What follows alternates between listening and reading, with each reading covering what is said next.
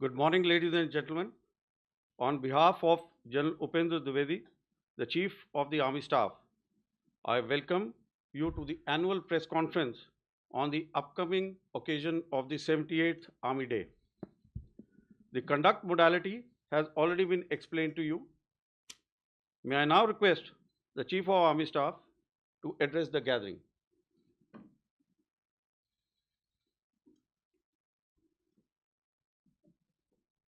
You will have to organize seat also for the lady. So, Jai Hind and good morning. I extend my New Year greetings to all of you and through you to every citizen of the country. As we also mark the auspicious occasion of Lodi Festival, Veterans Day and Army Day, I want to acknowledge the vital role you play in connecting the Indian Army with the nation.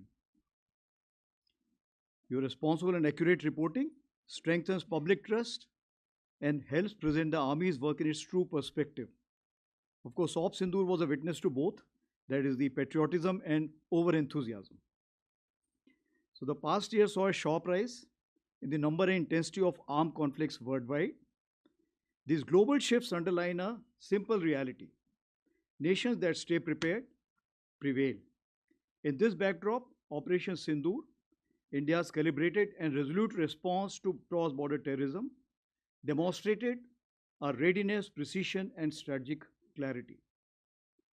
Through our various initiatives, as part of JAY, that is Jointness, Atmanirbharta and Innovation, clarion call given by our Honorable Prime Minister in September 25, Year of Reforms, given by Honorable Raksha Mantri in January 2025, and Indian Army's own Decade of Transformation, we can be justifiably very satisfied with the progress made during the year 2025. Now let me take on one by one, especially with the security issues. Northern Front. The situation along the Northern Front remains stable but needs constant vigil. Apex level interactions, renewed contact, and confidence building measures are contributing to gradual normalization of situation that has also enabled grazing, hydrotherapy camps, and other activities along the northern borders. With our continued strategic orientation on this front, our deployment along the line of actual control remains balanced and robust. Concurrently, capability development and infrastructure enhancement are progressing through a whole of government approach. As regards the Western Front, following the Pahalgam terror attack, a clear decision to respond decisively was taken at the highest level. Op Sindoor was conceptualized and executed with precision. Through 22 minutes of initiation on 7th May and an orchestration that lasted 88 hours up to 10th May, the operation reset strategic assumptions by striking deep, dismantling terror infrastructure, and puncturing the long-standing nuclear rhetoric. The Army successfully destroyed 7 out of the 9 targets and thereafter played a pivotal role in ensuring calibrated response to PAK actions. As you may be aware, Operation Sindoor remains ongoing. Any future misadventure will be resolutely responded to. Here I must acknowledge the proactive role of all stakeholders at the national level, including CAPFs, agencies, civic bodies, state administration, and other ministries, whether it's MHA, Mayati, Railways, and many more. Operation Sindoor was the best example of tri-service synergy under clear-cut political directive and full freedom to act or respond. In J&K, since 10th May, the situation along the Western Front and J&K remains sensitive but firmly under control. In 2025, 31 terrorists were eliminated, of which 65% were Pakistan origin, including the 3 perpetrators of the Pahalgam attack neutralized in Operation Mahadev. Active local terrorists are now in single digits. Terrorist recruitment is almost non-existent, only 2 in 2025.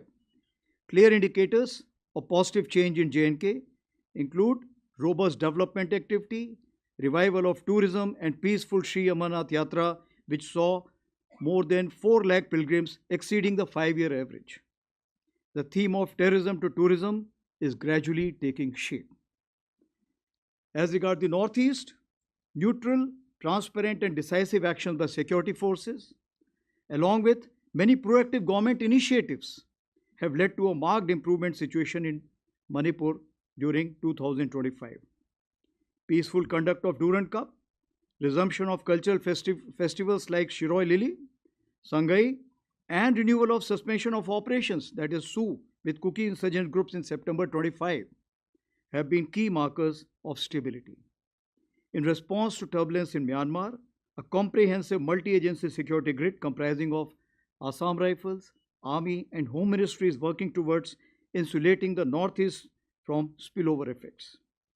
With successful conduct of phase 2 elections in Myanmar, we should be able to engage each other more effectively now. As regards the HADR, Humanitarian Assistance and Disaster Relief, the Army operated across 2 neighboring countries and 10 states. It rescued over 30,000 people, and during the Punjab floods in Pathankot, some of you would recollect the daring rescue of the CRPF personnel by an Army aviation helicopter from a collapsing building. In the border states, where I have delegated full authority to my div commanders, the Army was able to act even before formal requests were received from states. This reaffirms our role as the natural first responder during HADR crisis. Here, I must mention 14 Rajrif, Dharali, Uttarakhand, which lost 1 JSO 9 other ranks, continued to focus on the complete rescue operation and coordination at the initial stages. And that's what is the military motivation all about. Our 17 HADR bricks which you have planned are gradually taking shape pan-India. Now, the battle of the future will not be won by a single arm or even a single service. It will be a national level enterprise. The Honorable Prime Minister captured this vision through the mantra of Jai, where jointness integrates our effort, Atmanirbharta empowers our capability, and accelerated innovation drives ideas into action. So, based on the lessons drawn during Op Sindoor and in line with the Indian Army's belief that change must come at the velocity of relevance, we prefix the verb acceleration to all our nouns, that is, initiatives. We followed what Subhash Chandra Bose once said: no real change in history has ever been achieved by discussions alone. It was a call for action, and I am happy to say that with guidance from the highest level, full trust of our Honorable Raksha Mantri, and encouragement from all stakeholders, the Indian Army has made significant strides. I shall now touch upon some important tangible updates on the 5 pillars of decade of transformation. Herein I must mention that the urgency for change has been catalyzed by the middle level officers of Indian Army and not by top down for a change. So the first pillar, that is the force restructuring, focuses on reviewing organizational structures to enhance multi-domain combat potency and utilize tail as teeth sharpener. This is a different term, tail as a teeth sharpener. Therefore, we have adopted a spiral development approach centered on organization as well as equipment. We have reoriented and created several structures. Rudra Brigade for high tempo multi-domain operations, Bearer battalions, that is the light commando battalions for agility and disruptive effect. Similarly, Shaktivan regiments and Divyastra batteries for artillery will use US and counter US for extended reach and real-time targeting. Ashni platoons of infantry platoons and some other organizations which are on the design board as of now will enhance precision, surveillance, and strike options at the tactical as well as operational level. All of this will enhance our cumulative combat effectiveness. A large number of government sanctioned letters for organizational change have been approved over the past 14 to 15 months, numbering approximately 31, including that of the path-breaking IBJization of a corps and raising of an aviation brigades. The TA recruitment also, as you are aware, physically commenced after a gap of 5 years in year 2025. Moving on to pillar number 2, Modernization and technological infusion remains a continuous and dynamic endeavor.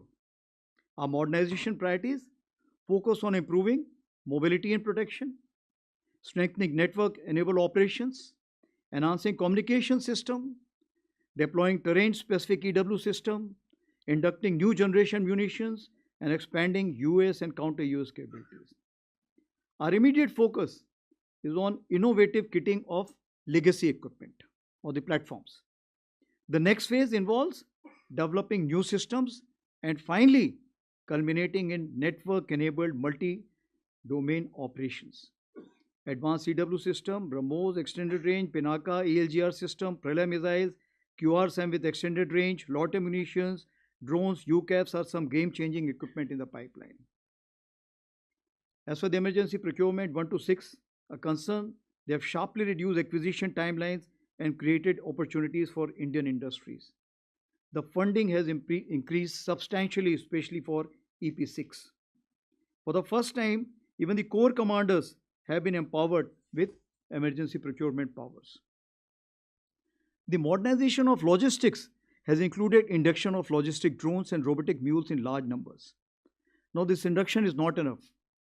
This time in the central sector itself, approximately 10 tons have been ferried by these logistic drones. Our army-based workshop, which played a key role during Operation Sindoor, have been reoriented from being repair facilities to research and development come production-oriented hubs. Atmanirbharta in ammunition, we are proud to say that 159 out of 175 ammunition categories Indian Army holds have been fully indigenized, that is over 90%. Technology infusion. As my predecessor, General Manoj Pandey, had emphasized, technology infusion is central to addressing future security challenges. And based on that, the year of 24 and 25 were also declared as the year of technology absorption. We have aligned ourselves with all major national technology missions, including 6G and the National Quantum Mission. A dedicated quantum lab has been established in MCT Mau. In August 25, we launched the Agni Shodh initiative with IIT Madras to harmonize research and development pathways tailored to our operational needs. AI incubation cell is working well at Bangalore in Bell premises. We have introduced India's first sovereign agentic AI in box, a major step towards national vision of self-reliant, battlefield-ready AI. In November 25, under the MOD initiative of Aditi, Raksha Mantri ji launched Indian Army's next generation unified AI platform, Ekam AI, as a secure mission-grade AI as a service ecosystem. We will now upgrade fine-tuned LLM to sovereign LLM for the same. That will remove all the biases which generally creep into the system. It will help us in effective integration of the battlefield surveillance system, ACCCS Shakti, as well as CIDSS. The secure Sambar mobile phone has proven highly effective, including during Op Sindoor, and phase 2 will enhance features is already underway. Now, continuing our drive towards a technology-enabled army, 2026 and 27 have been declared as the years of networking and data centricity. I say again, years of networking and data centricity. We understand that is in this age of acceleration, only one focus may not be adequate for the year. So all my PSOs will concurrently focus on one activity related to their domain of expertise. For example, year of habitat and military nutrition, year of innovation, touching lives, and of course, modern infra introduction. Moving ahead to the third pillar, that is system, process, and functions. We continue to refine organizational mechanisms to adopt best practices, improve efficiency, enhance outcomes, and gradually reorient manpower. Our warfighting doctrines are being updated to fine-tune multi-domain operations. Basically, the ability to fully succeed in all four quadrants. As you understand, all four quadrants of warfare include from non-contact, non-kinetic to contact kinetic. We have refined our tactics, techniques, and procedures across all domains to operate effectively in the broadened battle space, which includes air littorals, cyber, cognitive, EM spectrum, and space. As highlighted last year, we initiated the study on delayering of headquarters to achieve faster decision making. This study is nearly finalized and near simultaneously its implementation is also commenced.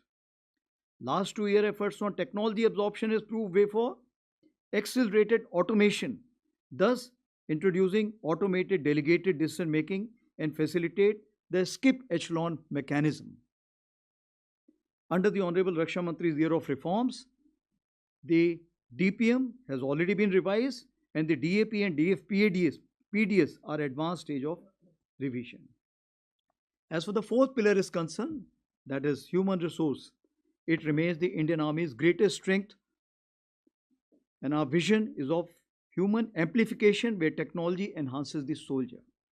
Mind you, I keep saying that we must ride on the technology and not allow the otherwise.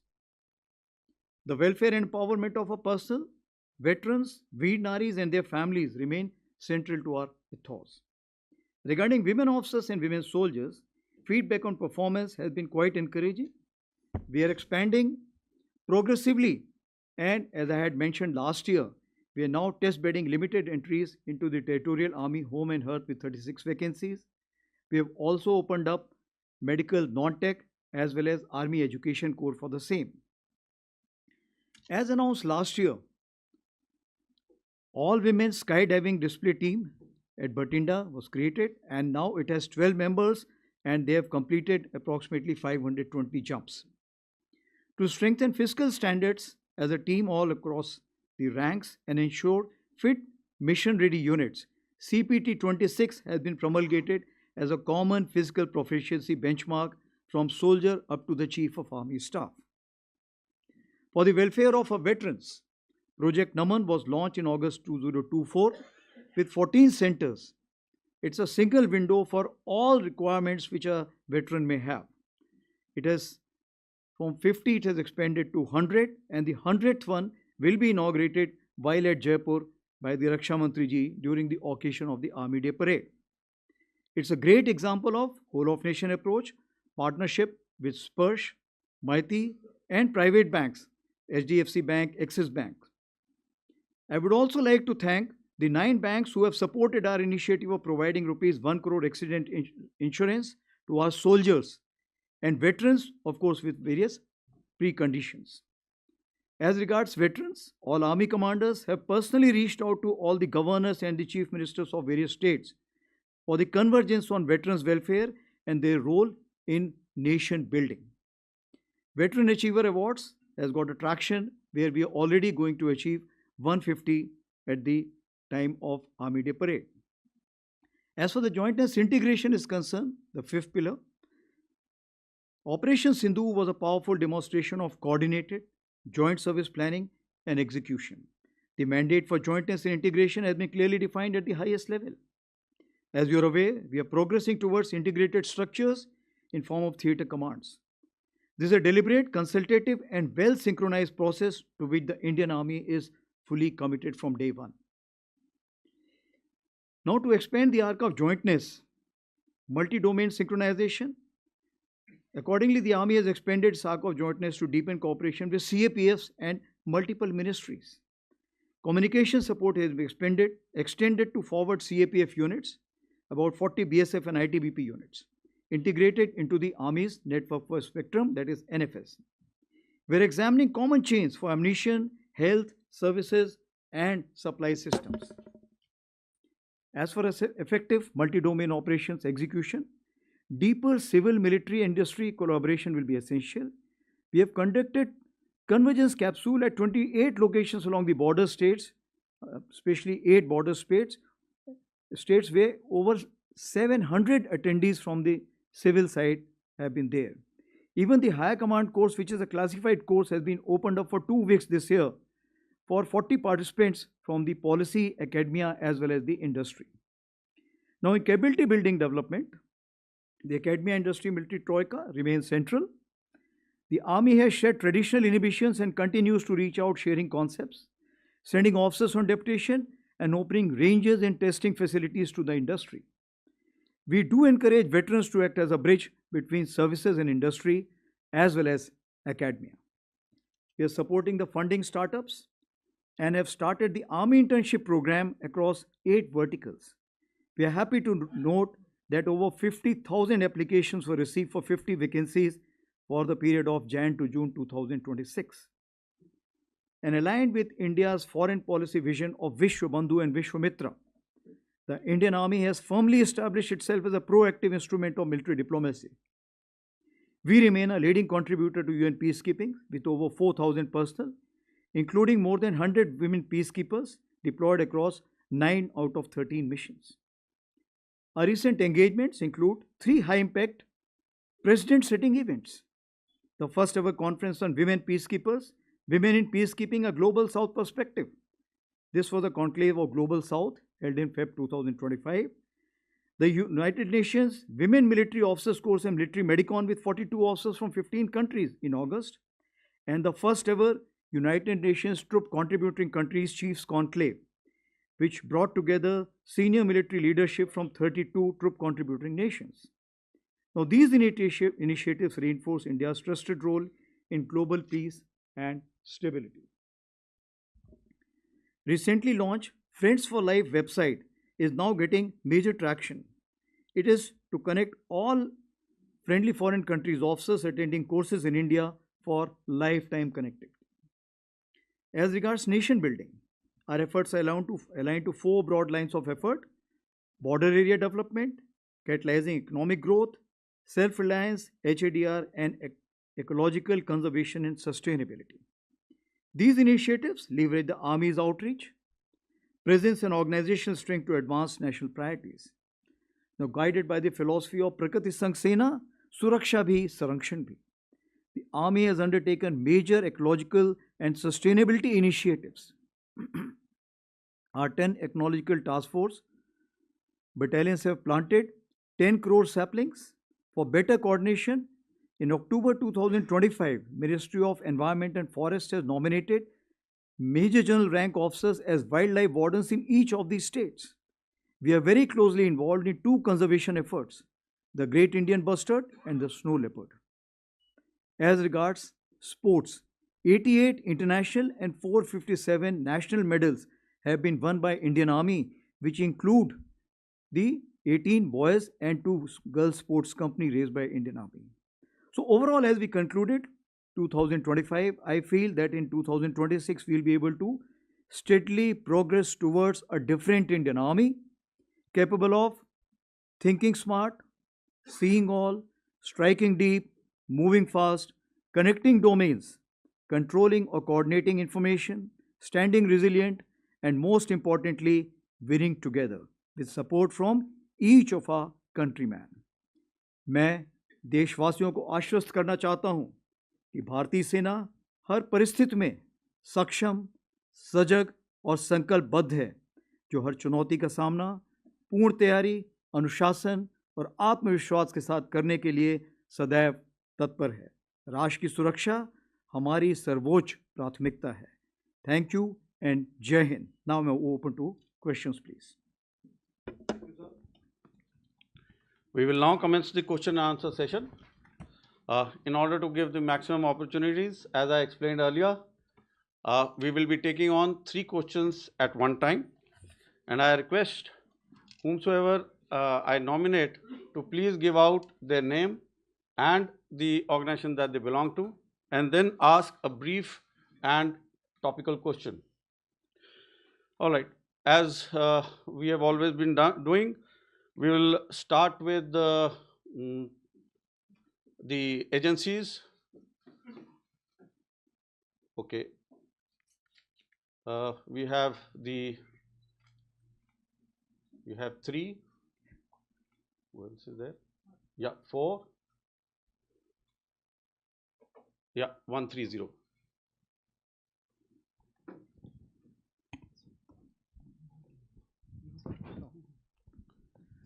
Sir, Namaste. I am Ajit Dubey from ANI, sir. Sir, you talked about, in your opening remarks, you talked about busting Pakistan's nuclear rhetoric, sir, during Operation Sindoor. Can you tell us how did the army do it, or how did the forces do it? And during the talks with DGMOs during the conflict, Was there ever any nuclear threat given by Pakistan Army? And sir, in recent past, we have seen that a major force restructuring has taken place, where you have been able to create a pool of over 1 lakh drone operatives.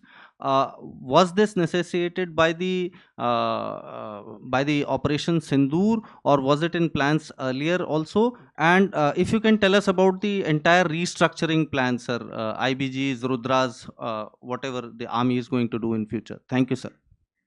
Hello sir, Krishna Mohan Mishra, Sputnik India से। Sir, operation सिंदूर में artificial intelligence का कितना इस्तेमाल हुआ, कितनी ज़रूरत समझी गई, और ख़ास तौर पर ऑपरेशन सिंदूर के बाद सेना ने आर्टिफिशियल इंटेलिजेंस का क्या क्या उसमें आगे बढ़ी है उसकी तैयारी में, और क्या भविष्य की तैयारी है, क्या भविष्य के कार्यक्रम है? सर, संदीप आईएनएस से। सर, मेरा सवाल ये है कि जब डीजीएमओ लेवल टॉक्स हुए थे और उन्होंने ये भी बात हुई थी कि जो फॉरवर्ड मूवमेंट है पाकिस्तान की तरफ से भी ऑपरेशन सिंदूर के दौरान, और उनको भी कम किया जाएगा, अभी फ़िलहाल क्या स्टेटस है? और कुछ खबरें ये भी हैं कि जो टेररिस्ट कैंप या जो ख़त्म किए गए थे वो दोबारा से जो है उन्होंने रिबिल्ड करना शुरू किया है, इसके बारे में क्या जानकारी सर? एक बार पहला पोर्शन दोबारा बताएंगे क्वेश्चन। सर, ऑपरेशन सिंदूर के दौरान जिस वक्त डीजीएम लेवल की टॉक्स हुई थी, उसमें ये भी बात कही गई थी कि जो एक्स्ट्रा फोर्सेस जो मूवमेंट किया गया था, फॉरवर्ड मूवमेंट था, वो ग्रेजुअली कम किया जाएगा। तो क्या पाकिस्तान की तरफ से ऐसा कुछ दिखाई दे रहा है कि उन्होंने जो फॉरवर्ड मूवमेंट था उसको कम किया है, जो डिप्लॉयमेंट है उसको कम किया? क्या चेंजेस आप एलओसी के आसपास देख रहे हैं सर, या आईबी के आसपास? सेकंड पार्ट क्या था? सेकंड पार्ट ये था कि सर जो टेररिस्ट कैंप आप लोगों ने जो बस्ट किए थे, निशाना बनाया था, उसके बाद से अब धीरे धीरे टेररिस्ट कैंप और ज़्यादा जो है वो जगह भी बदल रहे हैं और नए नए स्टैब्लिशमेंट भी हो रहा है, इसकी क्या जानकारी है सर? तो पहला मैं आपसे ही जवाब शुरू करता हूँ। जहाँ तक सवाल है कि ऑपरेशन सिंदूर के टाइम जो फॉरवर्ड मूवमेंट हुए थे, forward movement over a period of time हमारे डीजीएमओ एग्रीमेंट के बेसिस पे इसको हमने कम करना शुरू किया था, और इसको हमने वक्त दिया था कि तकरीबन हम इसको मई के आखिरी तक इसको हम पूरा करने की कोशिश करेंगे।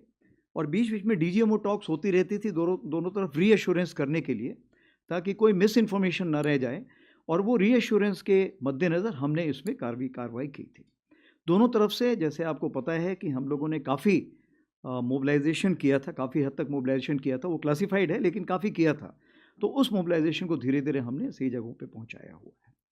जहाँ तक हमारे आइज़ एंड ईयर्स के सवाल हैं, चूँकि ऑप सिंदूर ऑन है इसलिए वो आइज़ एंड ईयर्स वो खुले रहेंगे।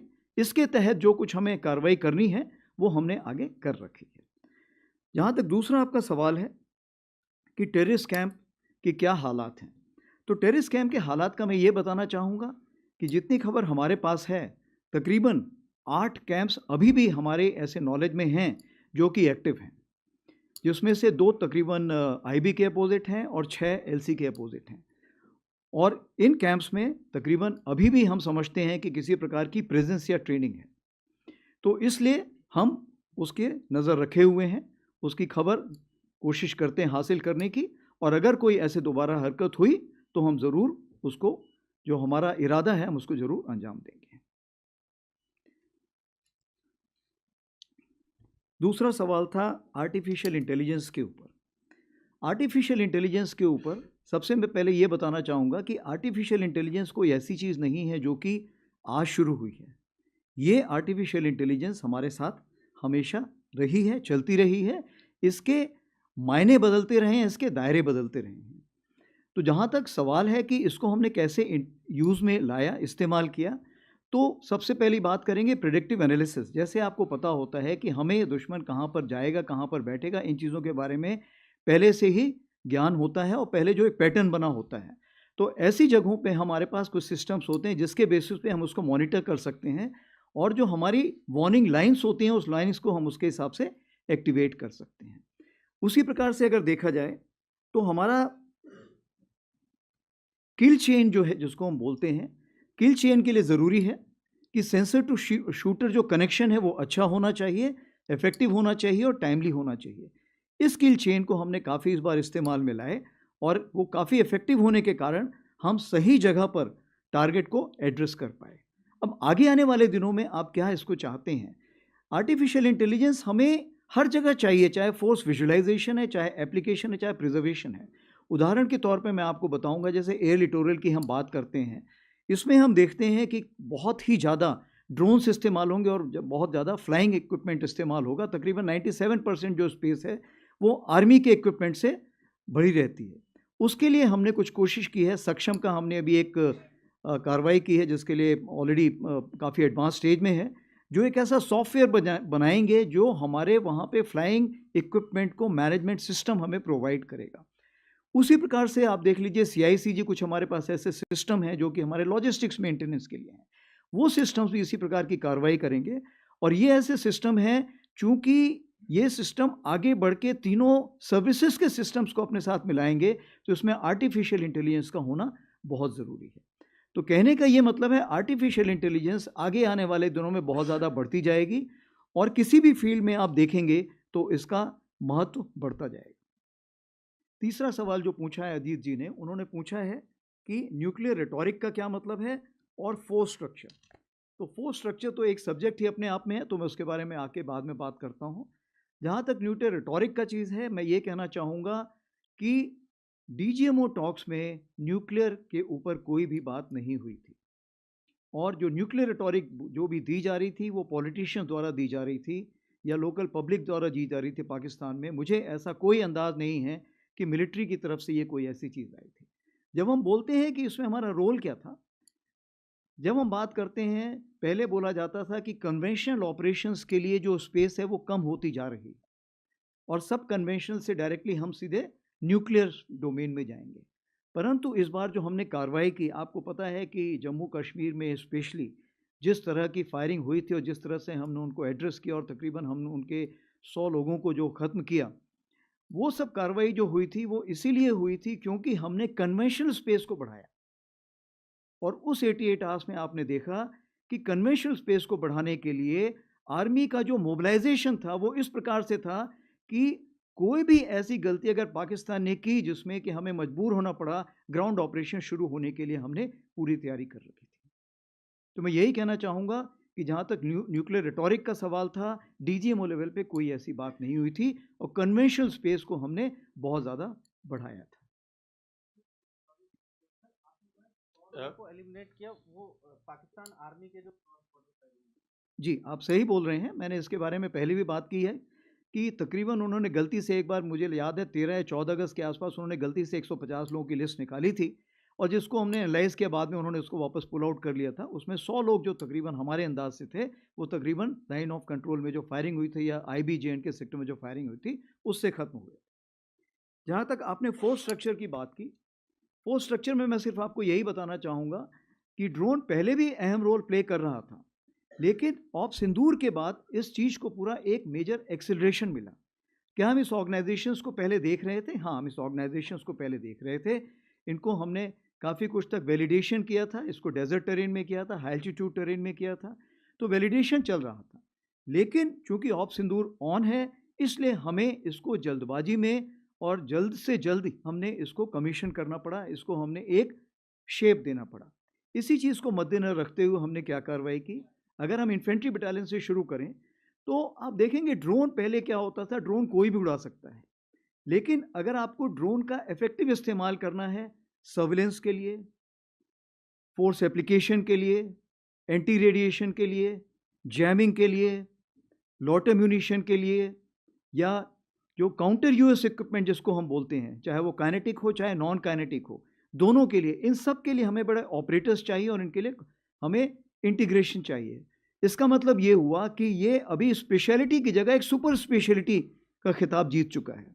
तो अगर ऐसी बात है तो इस चीज़ को मद्देनजर रखते हुए हमें ज़रूरत है कि हम इसको स्पेशल ऑर्गेनाइजेशंस खड़े करें। तो जो सबसे पहला ऑर्गेनाइजेशन हमने खड़ा किया वो इन्फेंट्री बटालियन में हमने अशनी प्लेटून खड़ी की, जिसमें स्पेशलिस्ट लोग हैं जो कि एक लेवल की क्वालिफिकेशन हासिल करते हैं तभी वो इसमें जा सकते हैं। उसी प्रकार से एक हमने भैरव लाइट कमांडो बटालियंस खड़ी की हैं, जो कि हमने आज की तारीख पे 13 भैरव बटालियंस खड़ी की हैं। ये भैरव बटालियन का जो काम है, इनका काम है कि जो घातक प्लेटून होती थी इन्फेंट्री बटालियन में, जो स्पेशल फोर्सेस, इनके बीच का जो एक गैप है, इस गैप को कवर करना विथ मॉडर्न इक्विपमेंट। तो US equipment, counter US equipment, loiter munition और भी जो हमारे इक्विपमेंट होते हैं उसको लेके एक घातक रोल प्ले करना। आगे बढ़ते हैं हम आर्टिलरी में। आर्टिलरी में अगर हम बात करें तो एक दिव्यास्त्र हमने बैटरी बनाई है। दिव्यास्त्र बैटरी का ये मतलब है कि वो आरटी रेजिमेंट के अंदर रहेगी और वो एक डिव कमांडर को सपोर्ट प्रोवाइड करेगी अगेन यूएसएन, काउंटर यूएसएन, लॉटर म्यूनिशन के लिए।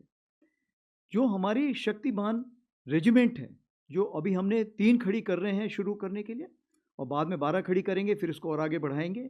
ये पूरी रेजिमेंट जो है इसी चीज़ के लिए रहेगी। इनका जो रेंज रहेगा शुरू में शायद ये 100 से 400 किलोमीटर रहे, आगे आने वाले दिनों में हम इसको 750 किलोमीटर से 1000 किलोमीटर भी इनका दायरा देख रहे हैं। इसी प्रकार से ये जो यूनिटें हैं ये आर्मर्ड में भी खड़ी होंगी, मैकेनाइज्ड इन्फेंट्री में भी खड़ी होंगी। आपको पता है कि ईडब्ल्यू ब्रिगेड जो है उसमें non kinetic counter US equipment already आ रहा है और एयर डिफेंस में भी काइनेटिक इक्विपमेंट एयर डिफेंस के लिए आ रहा है। तो ये कुछ छोटे मोटे मतलब मोटे तौर पे मैं आपको बताना चाहूँगा कि किस तरह का हमने मेजर चेंजेस लाए हैं। और जैसे आपको पता है कि इंटीग्रेटेड बैटल ग्रुप भी अभी सैंक्शन हो चुका है और ये भी इसमें बदलाव लाए जाएंगे।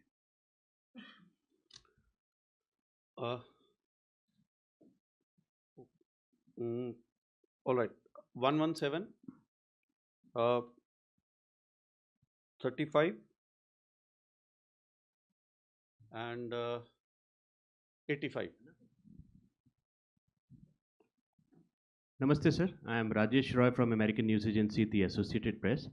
Wanted to ask, how is the broader understanding at LAC with China holding on thus far, and how do you see the chances of both pulling back tens and thousands of forces from the front line? It has been 5 years since Galwan.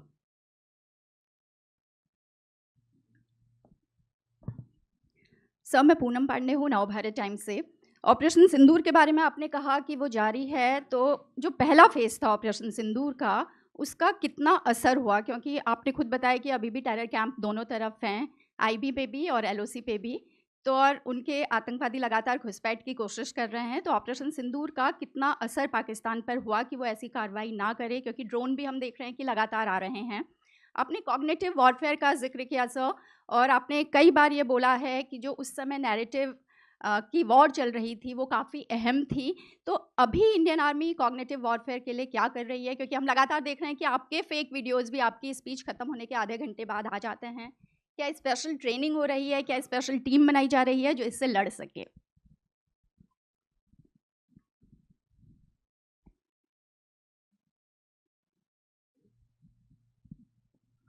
नमस्ते sir, मैं मंजीत नेगी हूँ आज तक से। मेरा सवाल drone और missile force को लेकर है।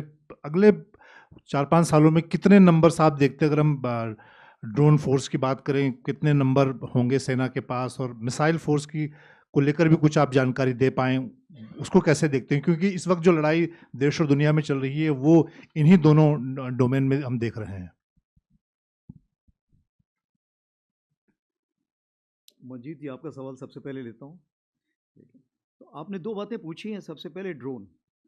अभी ड्रोन का जो नंबर बताना है वो हम आज प्रेडिक्ट नहीं कर सकते हैं, क्योंकि जब मैंने इसके बारे में बातचीत शुरू की थी आज से 1 से 1.5 साल पहले, तो वो तकरीबन मैं देखता था कि 500 किलोमीटर की बॉर्डर में मैं तकरीबन 500 ड्रोन देखता था। 5000 ड्रोन देखता था। 5000 अगर अपने ड्रोन देख रहा हूँ तो उतने में मायने रखता हूँ कि दुश्मन के भी उतने ही ड्रोन होंगे। तो इसका मतलब ये हुआ कि 500 किलोमीटर के दायरे में, लंबाई में आप 10,000 ड्रोन्स देखते हैं। तो ये तो मैं आज देख रहा हूँ, लेकिन जिस तरह की हमने तैयारी शुरू की है, आपको मैं बताना चाहूँगा कि जब शुरू में हमने ड्रोन एक्वायर करना शुरू किए, तो जो बहुत छोटे छोटे ड्रोन थे वो भी ड्रोन उसके साथ कॉस्ट लगा के दिए जाते थे हमको, और जो आर्मी के लिए पॉसिबल नहीं था उन ड्रोनों को खरीदना। उसी प्रकार से उनकी मेंटेनेंस कॉस्ट बहुत हाई होती थी। तो सबसे पहले आर्मी ने ये डिसाइड किया कि जितने ज़्यादा ड्रोन हैं हम बना सकते हैं उतने ड्रोन बनाएंगे। और आज मैं आपको ये बताना चाहूँगा कि अगर एक हम कमांड की बात करें तो हर कमांड के पास तकरीबन 5000 ड्रोन बनाने की काबिलियत है या वो बना चुका है। और ये ड्रोन ऐसे नहीं है कि ये छोटे वाले ड्रोन हैं।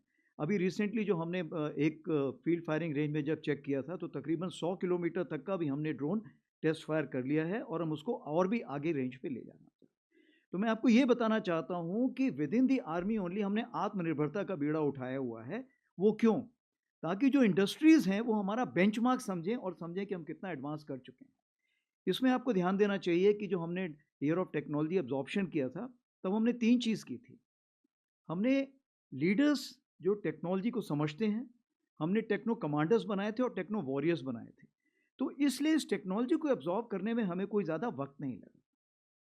अब आगे आने वाले दिनों में मैं यही कहना चाहूँगा कि ये नंबर जो मैंने 10,000 बताया है, ये शायद 20,000 भी जा सकता है और ये लाख भी जा सकता है। ये डिपेंड करता है कि आप कितनी जल्दी इसको वहाँ पे लाना चाहेंगे। और ये जो लड़ाई है ये 4 दिन की चलेगी ऑप सिंदूर जैसे, या 4 साल की चलेगी यूक्रेन रशिया वॉर जैसे। तो जैसे ही लड़ाई जितनी चलती जाएगी, हमारे पास इतनी काबिलियत होनी चाहिए कि हम उतने ड्रोन बना सकें। ये बात है। जहाँ तक दूसरा आपने सवाल जो पूछा था, दूसरा सवाल आपका था मिसाइल फोर्स के बारे में। तो क्या मिसाइल फोर्स की हमें ज़रूरत है? जवाब है हाँ। आज आप देखेंगे रॉकेट और मिसाइल दोनों एक दूसरे में शामिल हो गए हैं, क्योंकि अगर हमें इम्पैक्ट में पहुंचाना है तो रॉकेट भी पहुंचा सकता है, मिसाइल भी पहुंचा सकता है। इसीलिए हमसे अगर आप पूछिए तो हम रॉकेट मिसाइल फोर्स की तरफ देख रहे हैं, क्योंकि पाकिस्तान ने, जैसे आपको पता है, उसने रॉकेट फोर्स एक आर्मी के तहत खड़ी की हुई है। आपको पता है कि चाइना ने भी ऐसी फोर्स खड़ी की हुई है। तो ये समय की मांग है कि हम ऐसी फोर्स खड़ी करनी पड़ेगी। उस चीज़ को मद्देनजर रखते हुए, जैसे हमारा पिनाका है जिसको 120 किलोमीटर की रेंज में चेक किया गया है, हमने ऑलरेडी कुछ कॉन्ट्रैक्ट साइन किए हुए हैं रॉकेट के जो 150 हैं, जिसको हम बाद में 300 450 किलोमीटर की भी रेंज पे भी देखेंगे। उसी प्रकार से आपने प्रलय के बारे में अभी सुना होगा, क्या कार्रवाई हो ही रही है। ब्रह्मोस तो आपको पता ही है। कुछ और भी ऐसे सैंक्शंस हमारे पास हैं जिसको हम आगे लेके जाएंगे। तो मैं यही आपको सारांश में बताना चाहूँगा कि ये समय की ज़रूरत है और इसको हम जितनी जल्दी इसको ऑर्गेनाइज करें उतना हमें इफेक्टिवनेस लाने में फ़ायदा होगा। अब हम बात करते हैं पूनम जी की। पूनम जी ने पूछा है कि ऑप सिंदूर में पाकिस्तान के ऊपर कितना इफेक्ट पड़ा है और ड्रोन जो दिखाए दिए हैं उसके बारे में क्या कहना है। तो सबसे पहले मैं ये बताना चाहूँगा कि ऑप सिंदूर के बाद जो हमारा टेररिस्ट इनिशिएटेड इंसिडेंट है वो तकरीबन ख़त्म हो चुका है। मैंने आपको जैसे बताया कि उसी प्रकार से जो एक्टिविटीज़ हैं वो बहुत कम हो चुकी हैं। इसका मतलब ये नहीं है कि हमने J&K में कोई किसी प्रकार की कमी पेशी की है या कोई हमने किसी प्रकार की फ़ौज को वहाँ से निकाला है। हमने उतना ही दबाव बना के रखा हुआ है। जैसे मैंने आपको बताया कि क्या वापस बाहर के जो कैंप्स हैं, जो वेस्ट साइड कैंप्स हैं, जिसके बारे में मैंने अभी बताया कि 8 कैंप्स अभी भी वहाँ पे एक्टिव हैं हमारी नॉलेज में, और उस पर अभी भी लोग बैठे हुए हैं। कितने बैठे हैं ये अलग अलग इसके सोच विचार हैं, बट हमारी तरफ से अगर देखा जाए तो तकरीबन 100 से 150 लोग हो सकता है वहाँ पर बैठे हों। जहाँ तक पॉलिटिकल रिटोरिक है या जहाँ तक जो हुर्रियत जो उस साइड है, पाकिस्तान है, क्या वो पूरी तैयारी कर रही है? मेरे हिसाब से पूरी तैयारी कर रही है। क्या पाकिस्तान उन लोगों को शह दे रहा है जो इस चीज़ को, रेडिकलाइजेशन को, और लोगों को मोटिवेट करते हैं यहाँ पे आने के लिए? हाँ, वो कार्रवाई चल रही है। फंडिंग जो है, फंडिंग चूंकि अभी उसके तरीके बदल गए हैं तो तुरंत हो सकता है मैं उसका जवाब ना दे पाऊँ। जहाँ तक हमारी अलर्टनेस है, लाइन ऑफ कंट्रोल में अलर्टनेस पूरी है, क्योंकि ऑपरेशन सिंदूर ऑन। जहाँ तक ड्रोन का सवाल है, ड्रोन ये आपको देखना ये कौन सा वक्त है। ये वक्त जो है हमारा 15 जनवरी और 26 जनवरी के काफ़ी पास का वक्त है। इस वक्त जो होता है आप देखेंगे कि पाकिस्तान थोड़ा सा एक खौफ में रहता है कि कोई ऐसी कार्रवाई ना हो। तो ये जो ड्रोन्स अभी हमने देखे हैं ये बहुत छोटे ड्रोन्स हैं, ये लाइट ऑन करके आते हैं, ये बहुत हाइट पे नहीं जाते हैं और ये बहुत ही कम देखे गए हैं। जैसे 10 के आसपास तकरीबन 6 से 7 देखे गए थे, 11 और 12 तारीख को 2 से 3 देखे गए हैं। तो ये जो ड्रोन थे ये मैं समझता हूँ कि डिफेंसिव ड्रोन थे, जो कि ये ऊपर आके देखना चाहते हैं कि हमारे अगेंस्ट कोई कार्रवाई तो नहीं हो रही। मैं ये मना नहीं कर रहा हूँ, हो सकता है कि वो ये भी देखना चाहें कि कोई कहीं गैप तो नहीं है, इंडियन आर्मी में कोई ढिलाई तो नहीं है, कोई गैप वो जहाँ से वो टेररिस्ट वहाँ से भेज सके। तो मेरे ख्याल से उनको उसका नेगेटिव जवाब ही मिला होगा। उन्होंने देखा होगा कि आज की तारीख पे कोई ऐसी जगह नहीं है, कोई ऐसे गैप्स नहीं जहाँ से वो भेज सकें। लेकिन ये ज़रूर है, आज जो हमारी DGMO स्टॉक हुई है उस स्टॉक में इसके बारे में जिक्र किया गया है और उनको बताया गया है कि ये हमें मंजूर नहीं है और कृपया करके इस पर लगाम लगाइए। ये उनको ये बता दिया गया है। आपने दूसरा सवाल पूछा है जो एक सब्जेक्ट इन इटसेल्फ है कि narrative management system, narrative management system और कॉग्निटिव, ये कितनी ज़रूरत है और समय की मांग है। सबसे पहले तो मैं ये बताना चाहूँगा, ऑपरेशन सिंदूर जो है, ऑपरेशन सिंदूर से हमने बहुत लेसन सीखे, लेकिन हम उसके पहले भी बहुत तैयारी कर चुके थे। उदाहरण के तौर पे हमने ये सीखा कि जो भी आप खबर देते हैं उसकी क्रेडिबिलिटी होनी चाहिए, क्योंकि लंबे समय में आपकी क्रेडिबिलिटी होना बहुत ज़रूरी है। आप जो भी खबर देते हैं उसमें कंसिस्टेंसी होनी चाहिए। तीसरी चीज़ ये होनी चाहिए कि किसी भी नैरेटिव मैनेजमेंट डोमेन में या कॉग्निटिव डोमेन में वैक्यूम नहीं होना चाहिए। अगर वैक्यूम नहीं होगा तो तो नेगेटिव न्यूज़ बहुत फास्ट मूव करती है। चौथी चीज़ क्या है कि आप नेगेटिव न्यूज़ को कितना तूल देते हैं। आपने ये देखना है कि कितनी नेगेटिव न्यूज़ नहीं आई थी। उदाहरण के तौर पे मैं आपको बताना चाहता हूँ कि जब से 22 अप्रैल के बाद से जितने भी हमारे ट्विटर हैंडल थे इंडियन आर्मी के, वो सारे ट्विटर हैंडल जो वेस्टर्न फ्रंट को फेस कर रहे थे वो बंद कर दिए गए थे, ताकि कोई ऐसा ना करे कि वेस्टर्न कमांड ने ये बोला है और जब तक हम वेस्टर्न कमांड से चेक करें तब तक वो न्यूज़ सब जगह जा चुकी है। तो जो सिंगल सोर्स ऑफ ट्रुथ था, वो सिंगल सोर्स ऑफ ट्रुथ हमने सिर्फ एडीजी स्ट्रैटकॉम रखा था। इसीलिए आप देखेंगे कि हम लोगों की क्रेडिबिलिटी बहुत हाई थी। दूसरी चीज़ ये है, हमने इन्फो ऑप्स ग्रुप्स और इन्फो ऑप्स डेट्स बनाए हुए हैं जो कोर हेडक्वार्टर तक पहुंच चुके हैं, और ये जो है कार्रवाई करते हैं इस प्रकार की कि जहां भी कोई इन्फॉर्मेशन है वो सही जगह से सही वक्त पर पहुंचे। सबसे बड़ी बात आती है साइकोलॉजिकल डिफेंस की। साइकोलॉजिकल डिफेंस क्यों? मेरे पास आज की तारीख पे वेटरन्स को मिला के, उनके डिपेंडेंट्स को मिला के 1.3 करोड़ पॉपुलेशन है, यानी 1% पॉपुलेशन तो मेरे पास, जिसको मुझे डायरेक्टली रीच करना है।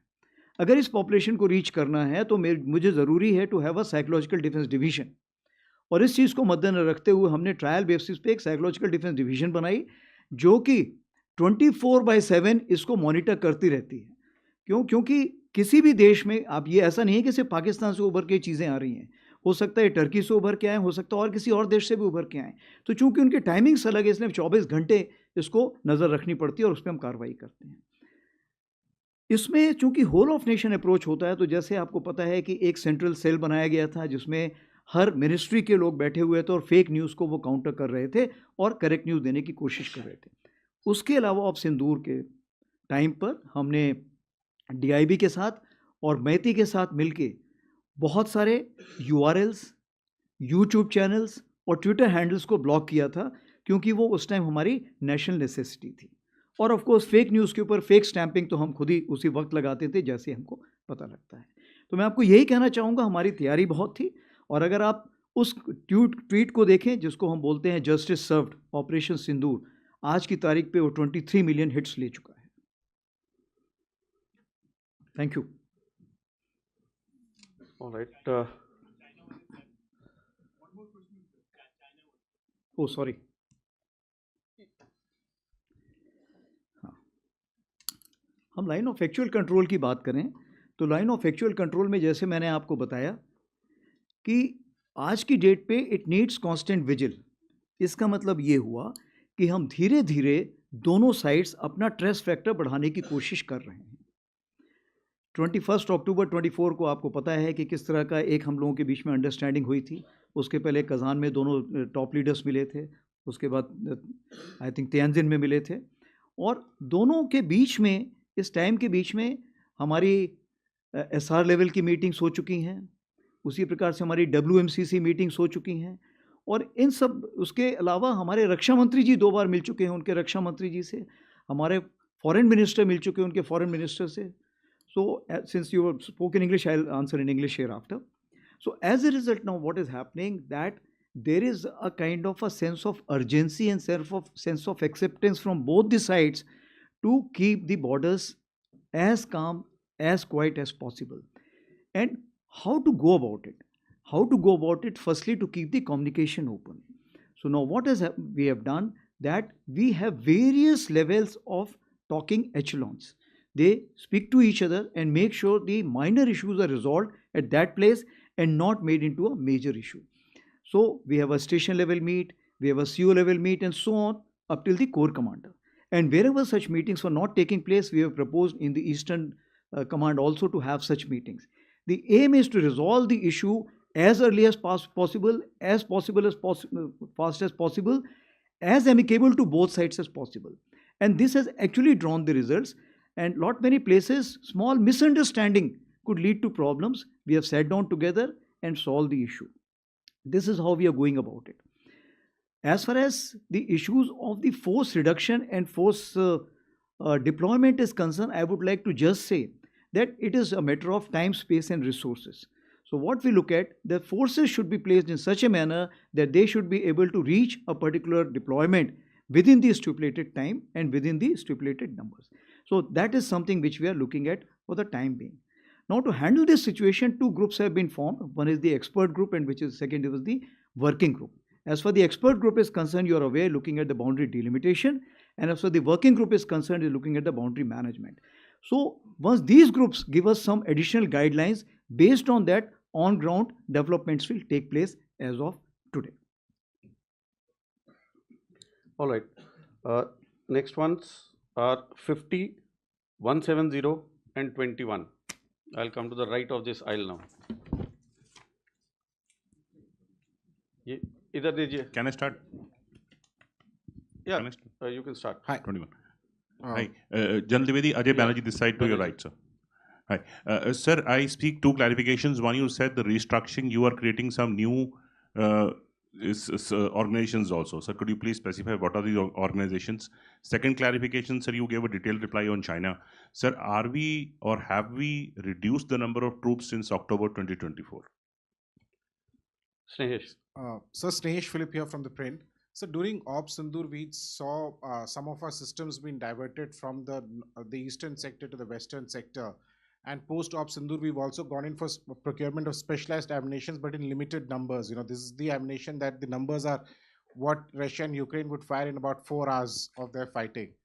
Are we focusing too much on piecemeal procurements, leaving the larger procurements at stake, sir? For example, when it comes to the towed gun system, the TGS that has been spoken about, or the light tanks, or for that even like a VAP, are we not looking at procurements, fast-tracking procurements of larger systems in larger numbers other than this piecemeal? Thank you, sir. Madhurendra.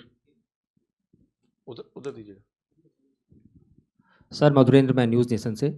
Sir, current warfare को देखें या operation सिंदूर को देखें, air defence system की जिस तरह की ज़रूरत महसूस हुई और इस क्षेत्र में जो भारतीय सेना इस वक्त काम कर रही है, उसका डिटेल में जानना चाहूँगा कि किस तरह से हम एयर डिफेंस सिस्टम्स को और ज़्यादा मजबूती दे रहे हैं, क्योंकि आपने खुद एग्जांपल दिया कि हम 4 दिन के वॉर में भी जा सकते हैं और 4 साल के रसिया यूक्रेन वॉर की तरफ भी जा सकते हैं. इस वक्त हम देख रहे हैं कि यूक्रेन को किस तरह से एयर डिफेंस सिस्टम की ज़रूरत महसूस हो रही है जब रूस लगातार हमले कर रहा है. तो भारत इस क्षेत्र में किस तरह से तैयारी कर रहा है. मेरा दूसरा सवाल सर बांग्लादेश को लेकर है. Can I request you to all of you to limit it to बस one छोटा question, सवाल please? सर, क्योंकि Okay, बांग्लादेश this को is the लेकर last one, please. बांग्लादेश को लेकर कोई अभी तक सवाल नहीं हुआ. 2 फ्रंट वॉर की स्थिति के लिए हम हमेशा तैयार रहते हैं, लेकिन आज की तारीख में हम देखें तो बांग्लादेश भी एक ऐसा हॉट स्पॉट बन गया है जहां पर हम देखें तो पाकिस्तान के साथ जो उनके समीकरण हैं वो भारत के लिए अगले खतरे के तौर पर दिखाई दे रहे हैं, चाहे आतंकवाद का खतरा हो या बॉर्डर के डिस्प्यूट का खतरा हो या फिर बॉर्डर के क्रॉस टेररिज्म का खतरा हो. तो उसको लेकर भारतीय सेना किस तरह से देख रही है.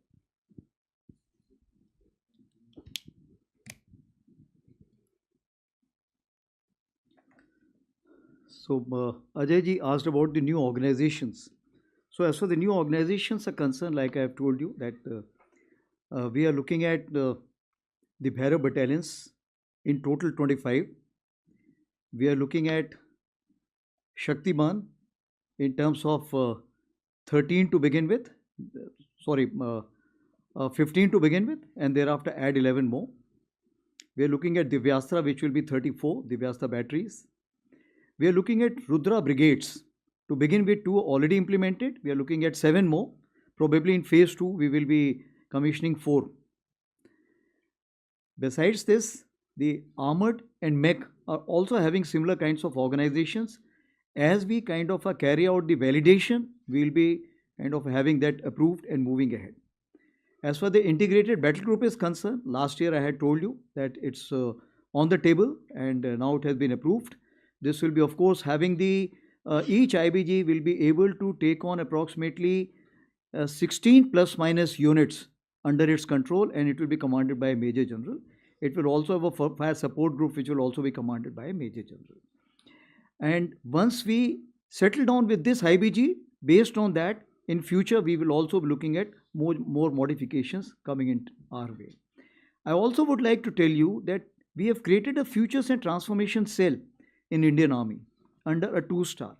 This has been created to handle all these new structures which is coming out, which is directly under the Chief of Army Staff Strat, so that the decision making is fastest. In later on situation also, we'll be looking at, should we look at RTRAC, that the training command also to become a futures command. We're already having the series of presentations, and this may also become a futures command in itself. This is for the time being which we have carried out the major changes, and of course EW brigades and other issues, aviation brigades have already given out during the preamble. The second issue which I've asked is basically the troops relocation.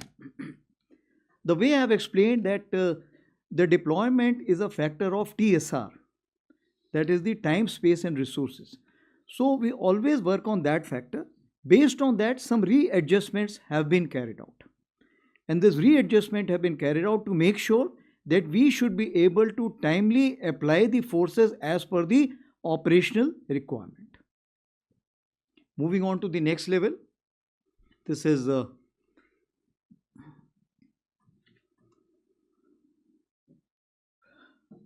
you had asked for the spatial ammunition, and also you had asked for something else. The peaceful procurements, rather than focusing on the larger big scale which are slowed down. Okay. Yeah. So what we have to understand that our wish list is very, very high. But even if the wish list is high, is the market ready to supply to you? As of now, since the wish list is new and it's in an accelerated form, the answer is a big no. Therefore, we have to depend on the global. But global is not the answer. Therefore, what we look at, that long-term acquisition will only be carried out based on the Atmanirbharta call. That is why you are finding that the EP which has been carried out is, we have to firstly identify which is the Indian equipment which is suiting us. So the Indian manufacturers are providing us some equipment. As far as the Indian content is concerned, we'll have to see the Indian content is as per our satisfaction, and its utility in the divergent terrains on the northern front, on the western front, it's meeting that requirement. So in the emergency procurement, we are taking a limited number. And based on that, we will go for a larger number, because then the trial also which is required will also be limited, because it's already being used by us. That is the reason. So therefore, when we say that the emergency procurement has been given, it has been given to fast track the procedure and fast track the acquisition. That is what we are looking at. The second thing is what we have to understand, that as far as the routine acquisition is concerned, it takes long time. If you remember, the authorized cycle is approximately 3.5 years, but it takes 5 to 6 years also.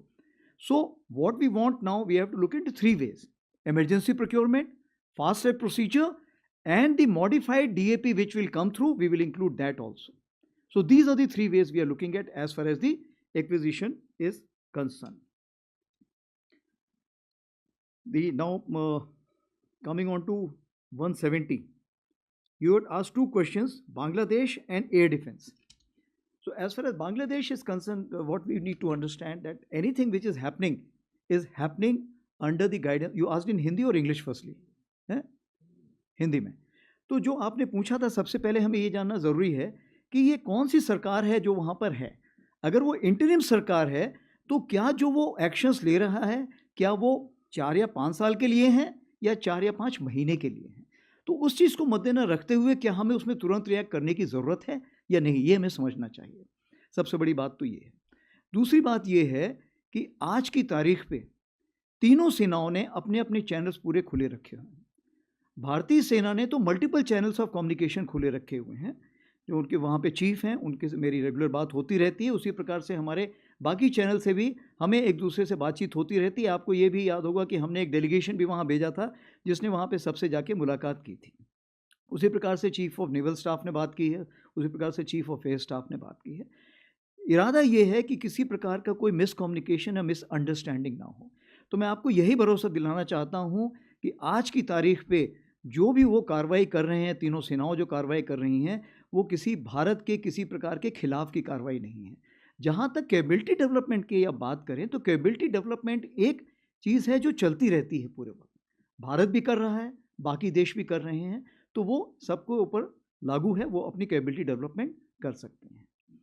जहाँ तक हमारी तैयारी है, हम उसको closely monitor कर रहे हैं. हमारा जो कोर ग्रुप होता है, इसके बारे में बातचीत करता रहता है और ये देखता रहता है कि कोई ऐसा कोई मिसकम्युनिकेशन ना हो जिससे कि बात आगे बढ़ जाए। और जहाँ हमें एश्योरेंस चाहिए हम उनसे लगातार बात करते रहते हैं। हमारी आपस में ट्रेनिंग के भी एक्सचेंज हो रहे हैं, हमारे भी ऑफिसर्स वहाँ NDC के लिए जा रहे हैं, उनके भी ऑफिसर्स यहाँ पे आ रहे हैं, तो उस मिलिट्री रिलेशनशिप में किसी भी प्रकार की कमी पेशी नहीं आई। आपने अगला सवाल पूछा था आर्मी एयर डिफेंस के ऊपर। तो आर्मी एयर डिफेंस के ऊपर हमने सबसे बड़ी चीज़ ये देखी कि आर्मी एयर डिफेंस जो है हर लेवल पर है, यानी कि स्पेस से शुरू होता है, वो नीचे हमारा कहना चाहिए 30 से 150 मीटर तक जाता है, क्योंकि आपने देखा जो उनके FPV ड्रोन्स आते हैं जो आते हैं वो आपके इसी रेंज पे आएंगे, हाइट पे आएंगे। तो इसका मतलब ये है कि जो कुछ लेयर शुरू में हमने छोड़ दी थी, जैसे कि पहले हम Zu-23, L-70 इन सबको हम समझते थे ऑब्सलीट इक्विपमेंट हो गए हैं, हमने इनको अपग्रेड किया था क्योंकि हमारी ज़रूरत थी। आज की तारीख पे उनकी अहमियत बहुत ज़्यादा बढ़ गई है और उनको हम आर्टिफिशियल इंटेलिजेंस में अपग्रेड कर रहे हैं। उसी प्रकार से जो हमारे रडार्स थे, जो रडार्स बड़ी चीज़ें देख सकते थे, छोटी चीज़ें नहीं देख सकते थे, उनकी अहमियत तो है, लेकिन जो छोटे क्रॉस सेक्शन के रडार्स देख सकते हैं, जो ड्रोन्स देख सकते हैं, उनकी अहमियत बढ़ गई है। इसीलिए जो लास्ट हमारा फास्ट ट्रैक प्रोसीजर था, इसमें हमने LLR काफ़ी खरीदे हैं। क्यों? क्योंकि आज की तारीख पे छोटे जो ड्रोन्स हैं वो उनकी नज़र में आते हैं।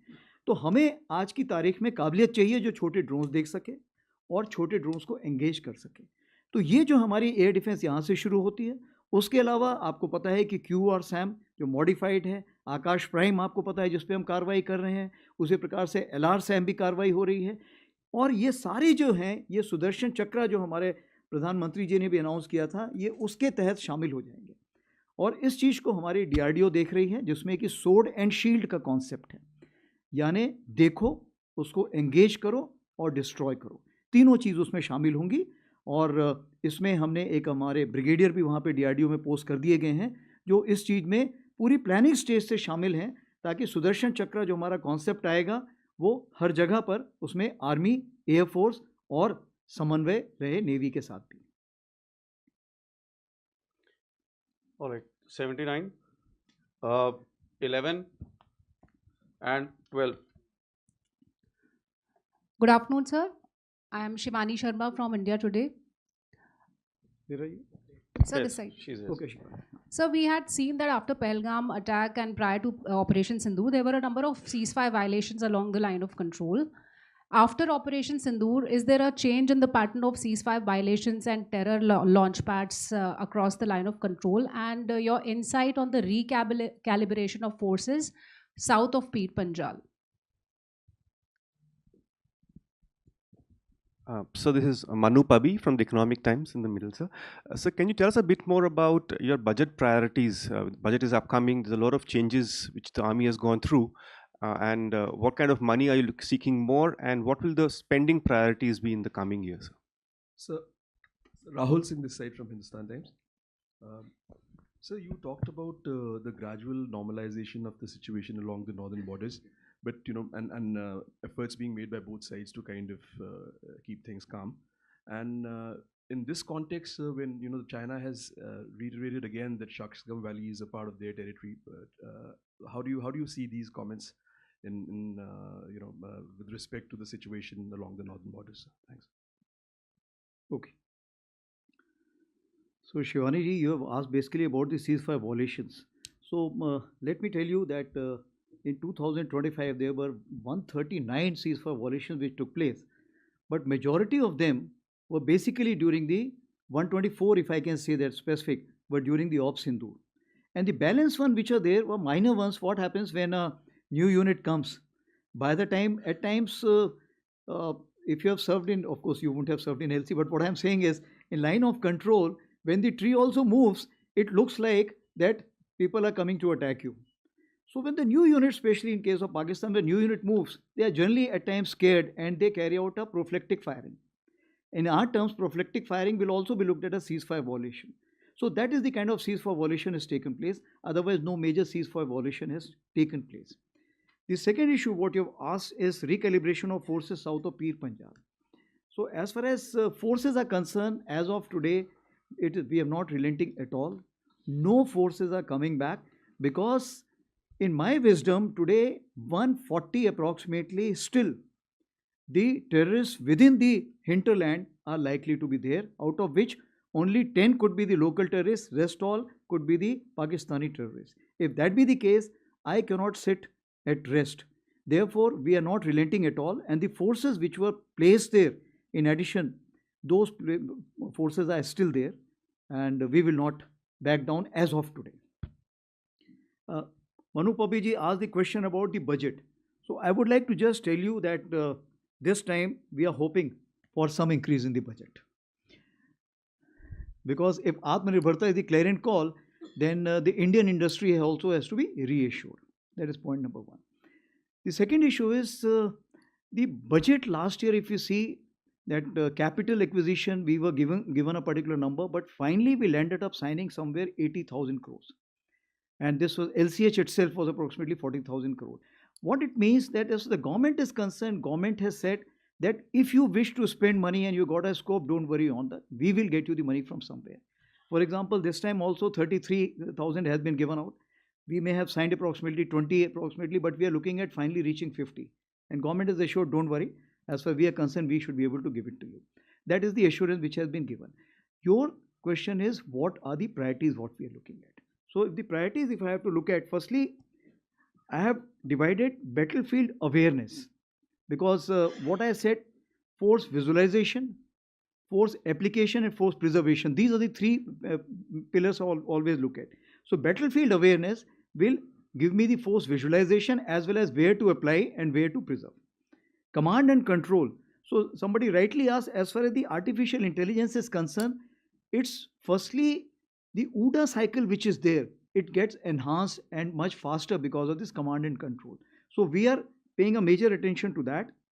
Force application, I've already told you, and preservation and protection, because now the non-state actors also have today access to a lot of technology which can be used for attack. Therefore, the domain of protection and preservation, which was only, let's say, for the military, now we also look at the civil side. We saw in Punch that how they targeted our Gurdwara and other places. Therefore, I need to protect and preserve that also.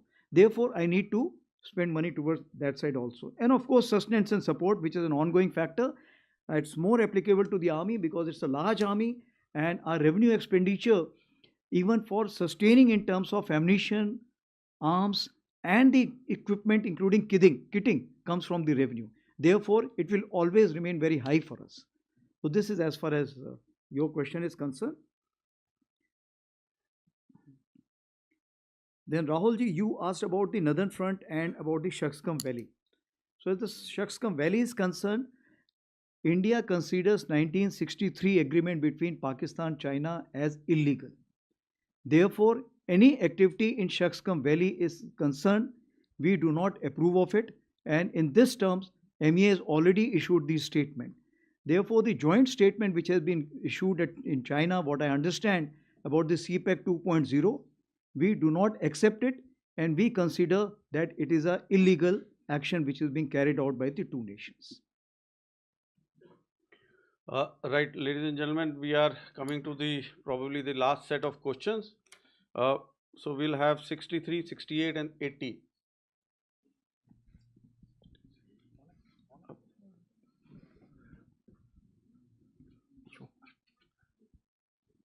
Sir मेरा नाम अनुवेश रथ है, मैं जी media group से हूँ।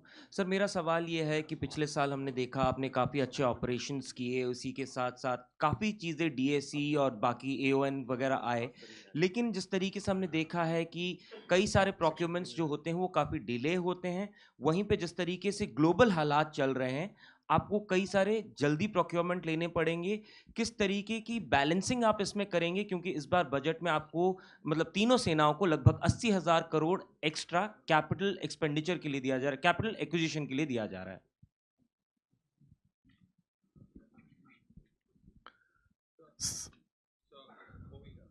Srinjoy, your mic is not working. Please give him another mic. So, this was in Hindi or English? Hindi. English. Anush. Hindi? Yes, sir. So, there's been a lot of talk about the striker. Is the army interested in the striker?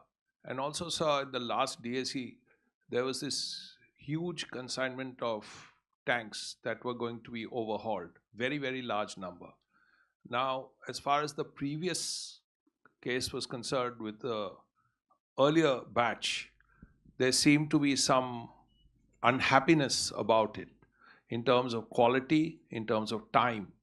So could you just tell us where it stands? And also this rocket force that you spoke of. Srinjoy, I'll request, we are at the fag end now. Otherwise, others will not get a chance to ask a question. Okay. Thank you so much. Thank you so much. Thank you so much. Sir मैं हरेन चौधरी रक्षा समाचार से sir sir मेरा सवाल है कि artillery को लेकर के रेंज बढ़ाने की बात हो रही है और आईआईटी मद्रास ने रिसेंटली अभी कहा है कि हम रेंज बढ़ाने वाले हैं, तो भारतीय सेना कब दुनिया की पहली सेना बनेगी जो एक्सटेंडेड रेंज आर्टिलरी जो रैमजेट इंजन के साथ होगी वो जो है इंडक्ट करेगी, कब तक ये होगा? और दूसरा सवाल मेरा जोरावर टैंक को लेकर के है सर, उसका भी क्या स्थिति है और कब से उसके यूजर ट्रायल शुरू होंगे और कब भारतीय सेना में शामिल होगा? Thank you. ओके, तो पहले मैं रक्षा समाचार का सवाल लेता हूँ। जहाँ तक आरटी रेंज का सवाल है, आरटी रेंज जैसे आपने बताया कि आप सिर्फ आरटी गन की बात कर रहे हैं, और चूंकि आरटी गन की बात कर रहे हैं तो इसमें जहाँ तक मैं खुद वहाँ पे आईआईटी मद्रास गया था, मैंने उनकी वहाँ पे प्रोग्रेस देखी, तो मैं आपको ये बताना चाहता हूँ कि वो काफ़ी इनकरेजिंग प्रोग्रेस है। और अभी टाइमलाइन तो उसमें हम फिट नहीं कर सकते हैं क्योंकि टाइमलाइन बताना बहुत मुश्किल होता है, बट ये है कि काफ़ी प्रोग्रेसिव फीडबैक आया है और रैमजेट टेक्नोलॉजी जैसे ही आएगी हमें लॉन्गर रेंजेस मिलनी शुरू हो जाएंगी। और इस रैमजेट टेक्नोलॉजी को मार्टी गन्स पे फिर नहीं रोकेंगे। फिर जहाँ तक हमारे पिनाका जो हैं, तो पिनाका रॉकेट में भी अगर हम इसको लगा सकते हैं तो हमें इससे ज़्यादा रेंज मिलने का फ़ायदा होगा। और ये रैमजेट टेक्नोलॉजी ऐसी है कि आगे भी इस्तेमाल होती रहेगी। उसी प्रकार से डीआरडीओ भी इस टेक्नोलॉजी पे काफ़ी काम कर रहा है। तो मेरा तो सोच विचार ये है कि 2026 के सेकेंड हाफ में हमें इसमें काफ़ी सफलता हासिल हो जानी चाहिए। दूसरा आपका सवाल था जोरावर टैंक के बारे में। तो जोरावर टैंक अभी तक सिर्फ एक बनाया गया है जो कि हाई एल्टीट्यूड में अभी डिप्लॉयड है।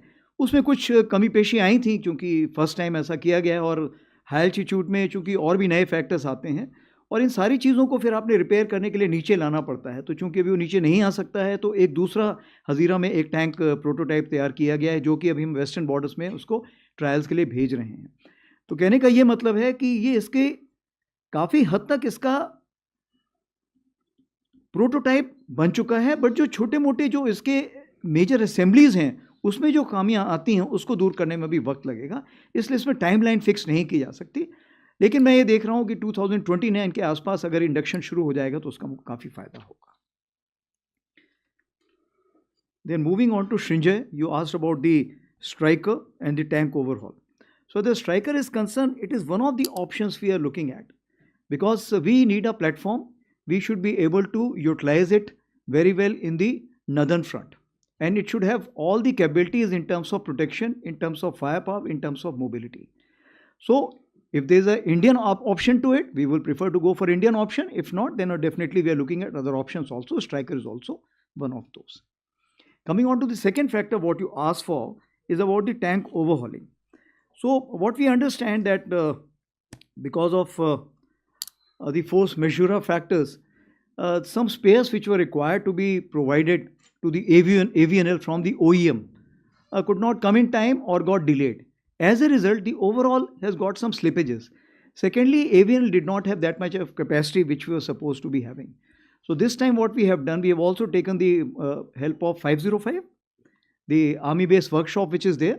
And this workshop is also carrying out parallel repairs or the overhauls at this place also. So what we are looking at the PSU, we are looking at army-based workshop, and if there is an industry which is ready to come forward and help us out, we will be surely ready to reach out to them and give them the contract also. But I can just assure you it does not affect in any way our operation efficiency because we take this corrective action at the right point of time. It does not mean that the equipment is not usable in that particular time. As far as the quality is concerned, I do not have any reports of any quality. Some infirmities can always be there, which is something the corrections will take place, which is acceptable to us. Time slippages are there, yes, I agree with you, and we are taking corrective actions towards that side. Moving ahead, I think all three answered. All three have been answered. Okay, thank you. Sir, we are nearing the end. Probably we have got 3 more minutes. We'll take probably one question or two. Okay, one set. We can have 96, 88 and 165. Okay, we'll come to that, man. 96, where is 96? 96. Yes, Yeah. please ask. Sir trust Mohan Sharma Bharat express से। सिंदूर से ज़्यादा operation सिंदूर पूरे देश में famous हो गया और हर बच्चा ऑपरेशन सिंदूर की बात करता है। मैं सिर्फ एक चीज़ जानना चाहता हूं कि ऑपरेशन सिंदूर की सफलता में टर्निंग पॉइंट क्या था हमारे लिए?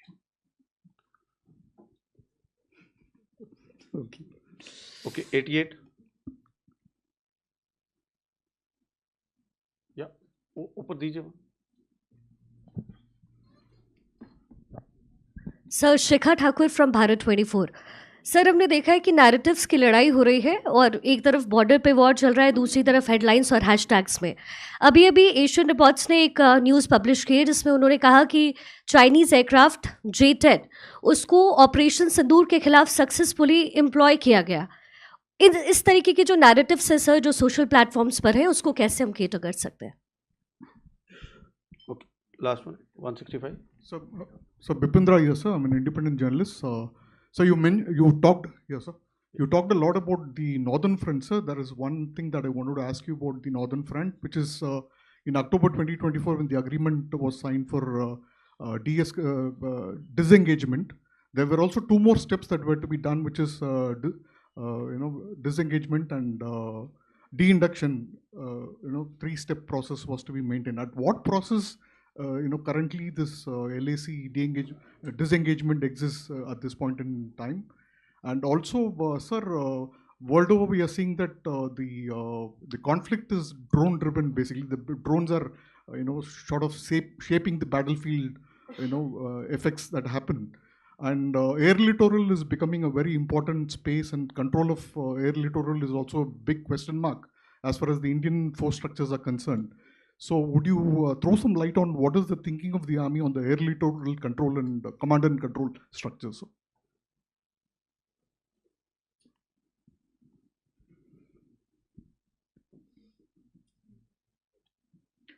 So 88 भारत 24। आपने पूछा था कि ये जो बहुत सारी खबरें आ रही हैं सोशल मीडिया में, इसको आप काउंटर कैसे करते हैं। सो जहाँ तक ये सवाल है, सबसे बड़ी चीज़ ये है कि बहुत सारी चीज़ों पे अगर आप ना भी रिएक्ट करें तो भी चल जाएगा, क्योंकि वो सोशल मीडिया पे ही रह जाएंगी। तो क्या होता है, प्रोफेशनल्स जो हैं इस चीज़ पे बहुत ज़्यादा ध्यान देते नहीं हैं, लेकिन अगर किसी चीज़ में सच्चाई है, अगर उसमें कुछ सच है, तो उसको हम फिर डिटेल में इन्वेस्टिगेट करेंगे, आइडेंटिफाई करेंगे, उसके काउंटर एक्शंस लेंगे। बट आज की तारीख पे ये जो साइकोलॉजिकल चलता है, ये इसको हम बोलते हैं social media warriors.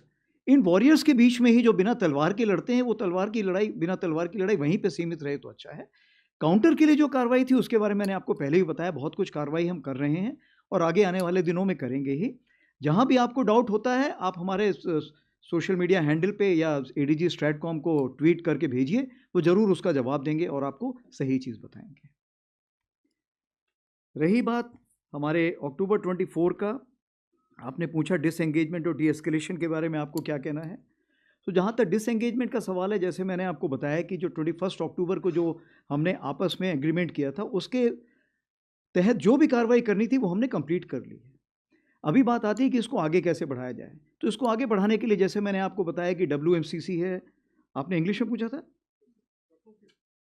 So as we already know that the WMCC is there, we have the specialist representative group which is their special representative, and of course the channels which are open in terms of various ministries.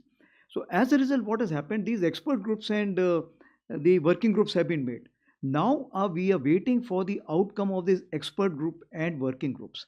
As these expert groups and working group arrive at a particular logical synergistic solution, we will start kind of executing them on ground. So we are just awaiting those kind of instructions. This will take some time and we are ready to wait. The second question which you had is drone and air littoral. So like I told you that 97% of the airspace as far as the air littoral is concerned is being used by the Indian Army. Therefore, it is mandatory for the Indian Army to look at how to control that. What we have done that we have UCC, and this UCC, this control center which is there, Unified Control Center, we are keeping it at the division level. Now, this Unified Control Center, which is the division level, is not only kind of a coordinating the drones which military is using it, that is the Army, Navy, Air Force. It is also looking at which is being used by the CAPF. Is it also looking at the drones which is being used by the drone Didis? It is also looking at the drones which is being flown for the agriculture purposes and also for reconnaissance or even for the medical or even, let's say, Amazon and others which are flying the drones. So during the conventional operations or during the heightened gray zone, this UCC will come into play. But this UCC is not independent. That is working out with the core headquarter, and core headquarter JATC is integrated with the Air Force ISCCS through Akashseer. So everything is integrated, and that's why UCC is working based on a format called as Saksham. And as we go higher, there are already various AI tools which are there. So all these are at a nascent stage for the time being. As they mature, we will see which is the software which is best suited for us, which has got more integrity in terms of being produced in-house, which is scalable. So based on this, those softwares will be utilized, and artificial intelligence from generative will become agentic at later stage. With this, we come to the end of the question and answer No, there's session. a turning point. I think who was this turning point? Yeah. आपने पूछा कि op सिंदूर में turning point क्या था? मेरे हिसाब से turning point जो था, दो स्टेज पे देखना चाहिए आपको.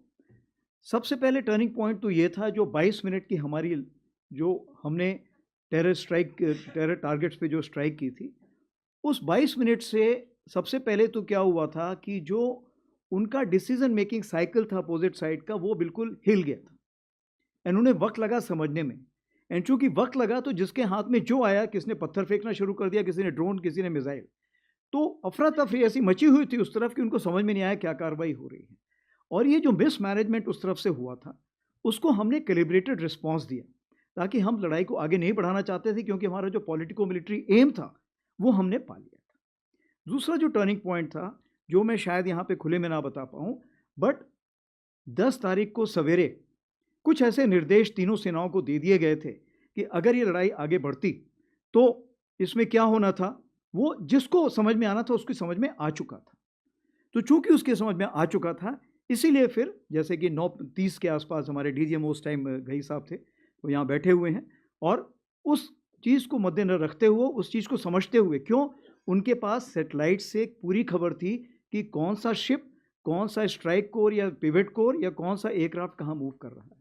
इस सारी खबर को जब उन्होंने, जिसको हम बोलते हैं कनेक्टिंग द डॉट्स, जब उन्होंने डॉट्स कनेक्ट किए तो उन्होंने बोला अभी समय आ गया है, इस लड़ाई को यहाँ पे रोकना उचित होगा, उनके लिए फायदेमंद होगा. Thank you. So we shall finish the question and answer session here, sir. Thank you, gentlemen, ladies and gentlemen, for the support and cooperation. Those who have not been able to ask questions, I'm sure many of you would want to ask. The Chief of Army Staff will be there with you post this session as we go down to the reception area for lunch. Please join us for lunch there. You can speak to the Chief there and clear your questions there. Can I overrule you? Yes, sir. Can I overrule you? Yes, sir. The Chief can overrule. Thank you for overruling. 108 here and 160 here. Thank you, sir. Women empowerment. Thank you very much. So the lady gets the last word, also. All right, ma'am, can you just hold? So we'll start with the veteran, 154. 154. Then the two ladies can have the last word. Sir, I'm Lieutenant Colonel Umang Kohli. Served under your command also when you were the Northern Army Commander, sir, in the IW. I work for India Strategic. I'm the executive editor. Sir, my question to you is, we are seeing that the rocket forces, Russia has decided to raise a rocket force just like China. And there is a lot of buzz about the rocket force being raised. Do we think that now is the time that we should have a separate rocket force as well? And secondly, sir, we've been having the GDP, it's connected, sir. Okay, GDP is 1.9%, defense budget is 1.9% of the GDP. what would be your wish list? What figure would you put if you had to, sir? Thank you so much. Yes, please, ma'am. So this is Sangeeta Saxena, editor, Aviation and Defense Universal. Sir, just one question. We had talked so much about transformation and reform. So when will we be able to tell our granddaughters, my granddaughter, that yes, you will be join the army, beta, you will command 1 paras, 9 paras, 7 paras. So when do we get women into the infantry, sir?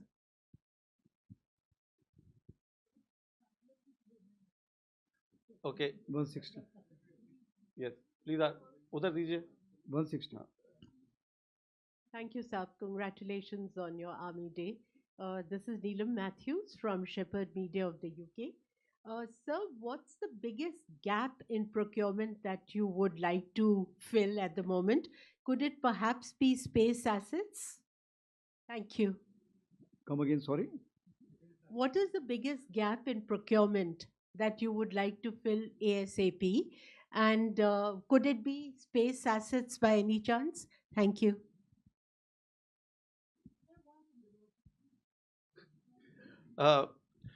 This way will not be able to end today, but knowing the chief, this is the last one. I'll request both of you to please hold on. Okay, I think there are 3. I'll request both of you to, otherwise we'll never end. So what we'll do, these 3, I'll have a lunch with them. Okay? All right, sir. Okay. The 3 of you And I'll can keep answering sit all with the questions. chief for the lunch and ask your questions. Okay. So I'll take on as far as the first question, 160, what you've asked is, Ms. Matthew, the gap which is there, and could it be space assets also? So as far as the gaps are concerned, what is the maximum gap if you are looking at the technology imbibement in whatever equipment we have and networking of all this equipment what we have. That's why if your backbone and architecture is not there, every equipment which is working in isolation. It is not giving me the mass effect. It is massing itself but not giving the mass effect. Therefore, it is important for me to network everything and introduce artificial intelligence at the earliest by providing the data connectivity and making sure this data is central as well as it has redundancy by virtue of Edge Data Center, which we have now inaugurated at the core level, which Raksha Mantriji inaugurated in October. So my priority is artificial intelligence and data centricity. And for that, it is something which I will be able to get from the acquisition, something for the manpower upgradation, and thirdly, the expertise which is lying in the civil domain as of now. Because AI, network centricity, and networking and data centricity is a dual use thing. So I must accept what is best in the civil market, take it, absorb it, and introduce it. This is what is the main thing. As far as space is concerned, yes, the gaps are there. And that's why we are looking at the commercial satellites also. And as you are aware, that very, very good private players have come to the fore today and they're offering their services. So once the DAP gets approved, definitely we'll be able to have a long-term strategic partnership with these players to make sure that we should be able to get the space visibility the way we are looking at. And we should be working towards that. What is important is that the technological advancement is so fast that a normal equipment platform production and technological production cannot be considered on the same scale or the same pace. Therefore, we need a different kind of a pipeline for acquisition of this. This we are working in this DAP.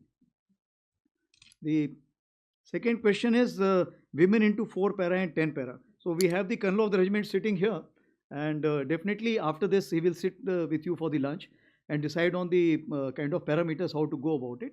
But what we need to see that if the standards are same, if the capability is same, and if the India as a nation, society is ready to accept, it can be done tomorrow. I have said earlier also, Kali Mata ka roop. Women cannot be seen as a vulnerable commodity. It has to be strong enough. So, if we look at our society as of today, the society still has got girls' schools, girls' colleges, boys' colleges, and the laws also which are there are of a particular kind. As the army is concerned, army is looking at not gender equality, army is looking at gender neutrality. But today I am not able to ensure gender neutrality because there are medical authorities which do not allow me, and the team of composition where the females also they say no sir, presently it's not possible. I'll give you the example of CPT 26, which I was talking about. I was wanting the standards to be same, but I have not been able to make sure because there has been no positive indications from those females who are serving also. So now what I am doing, I am having the super excellent column. So in 3 to 4 years, I will get to know how many female officers and the other ranks are able to reach that level. If they're able to reach that level, definitely we will open up firstly the supporting arms which are not open, and then the arms, and then of course the special forces. So it's a social change, it's a sequential change, it is a welcome change. But it is gender neutral. Now the third question was rocket force and GDP. So as far as the rocket force is concerned, you had asked. As far as the rocket force concerned, yes, like I said, it is a requirement. Rather, I'll call it rocket cum missile force because you have to mix of both. Now, what you have said, this rocket force is required at the level of what? Is it required to be at the army level, or it's required directly at the level of MOD or at the CDS level? This is the question which you need to decide. I'll give you the example. As of today, for example, let's say we are raising under artillery. Tomorrow, as the requirement increases and we carry out the accretion, if you see how we went about the Army Air Defense, initially it was under artillery, carried out the complete training and development under artillery. After that, when it became unmanageable under the artillery, it went as a different line directive. Similarly, as far as the rocket force is concerned, initially it will be under the let's say artillery. As and when it increases, based on the size, scope and the command control, this will see a different avatar. So it's too early to say that how these timelines will come up, because the acquisition pattern will tell us how strong this force will be in what time frame. And then we will take a decision on that. All three answered? Yes, all three. The GDP question, the chief has already answered earlier. He's already cleared that how there is no change that we need. Ladies and gentlemen, thank you so much for your support and cooperation. May I request you to remain seated while the Chief of Army Staff and the senior officers leave the hall. Thereafter, may I request you all to join us for lunch at the lower reception hall. Thank you. And thank you, everyone. Thank you very much. Good luck. Jai Hind. Looking forward to host you for lunch.